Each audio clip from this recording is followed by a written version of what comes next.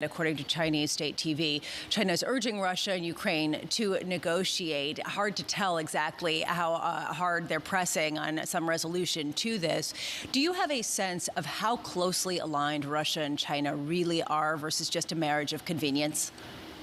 So they've been converging in lots of ways that would have surprised observers 5 or 10 years ago, because there are so many reasons why you expect natural tensions to crop up between these two countries. We're marking 50 years this week since President Nixon's visit to China, the opening to China, which really marked the divergence of the Soviet Union and China after a period in which they had been much more aligned. So you do have a lot of those natural geographic and economic tensions there. But at the same time, there is, as you say, a real marriage of convenience, a shared interest in disrupting the U.S.-led order and undermining U.S. alliances and really kind of changing the way the international system works. So as long as the two see common objectives in that regard, you'll expect them to work together. But we also really see a lot of, I think, anxiety in Beijing about what this means. They don't want to create this norm of territorial sovereignty being violated. They talk about sovereignty all the time, and this